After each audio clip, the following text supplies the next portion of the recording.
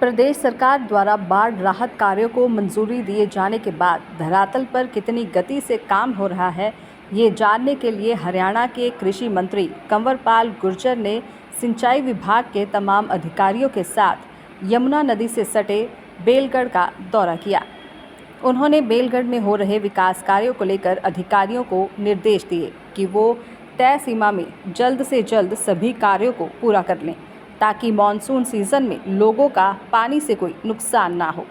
इसके लिए सीमेंट के बड़े बड़े ब्लॉक लगाए जा रहे हैं, जिससे कि मानसून के दौरान तेज बहाव से आने वाला पानी नुकसान नहीं पहुंचा पाएगा। कृषि मंत्री कंवरपाल गुर्जर ने कहा कि पूरे जिले में 100 करोड़ रुपए से बाढ़ से बचाव कार्य कराए जा रहे हैं, जिसमें से केवल 25 करोड़ रुपए के काम तो बेलगढ़ में ही किए जा रहे हैं। हर साल नदियों के किनारों पर पत्थर के छोटे छोटे ब्लॉक लगाए जाते थे, जो पानी के तेज बहाव में बह जाते थे, परंतु इस बार सीमेंट कंक्रीट के बड़े बड़े ब्लॉक लगाए जा रहे हैं। इससे ये फायदा होगा कि पानी चाहे जितना ज्यादा आ जाए, ये ब्लॉक भारी वजन के होने के कारण नहीं बहेंगे और आसपास कोई नुकसान नहीं होगा। यहाँ पे ये 20 करोड़ से ज़्यादा का काम है और पूरे जो हमारे ज़िले के काम है वो 100 करोड़ से ज़्यादा के काम इस टाइम चल रहे हैं। और मैं समझता हूँ थोड़ा लेट होया, क्योंकि चुनाव आचार संहिता लगी थी, इसलिए काम थोड़ा लेट अलाट किए गए।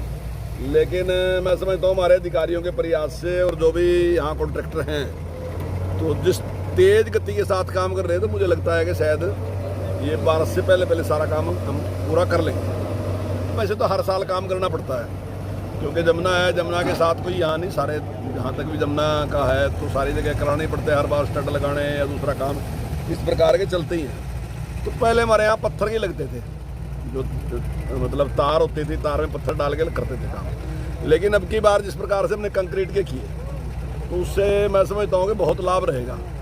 और बहुत पुराना प्रताप सिंह कैरो जी के टाइम में कोई एक यहाँ इस प्रकार का काम होया था, तो उस टाइम भी इसी प्रकार के ब्लॉक का इस्तेमाल किया गया था और वो तब से लेके अब तक ठीक से काम कर रहे हैं। तो हमारी काफ़ी लंबे टाइम से इस प्रकार की थी कि अगर इस प्रकार के कंक्रीट के लगे ज़्यादा सफल रहेंगे।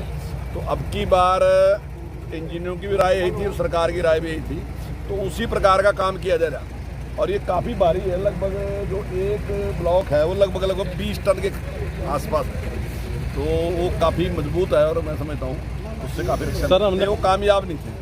लेकिन ये जो 20 टन का है ना, ये अगर कई बार क्या होता है कि जैसे बहाव आता है और वो काट देता है दीवार, अगर आप बनाओगे दीवार के नीचे से काट देगा, दीवार गिर देगी। तो अगर इसको काट भी देगा, जैसे अभी मुझे बताया उन्होंने, तो ये स्वयं ही नीचे बैठ देगा, तो ये बचाव करता ही रहेगा। मतलब अगर पानी नीचे से भी जाएगा इसके और काट देगा इसको, तो ये अपने वजन में ही नीचे चले जाएगा और फिर उस पानी को रोकने का काम उसी प्रकार से करता रहेगा। दैनिक सवेरा के लिए यमुनानगर से हरीश कोहली की रिपोर्ट।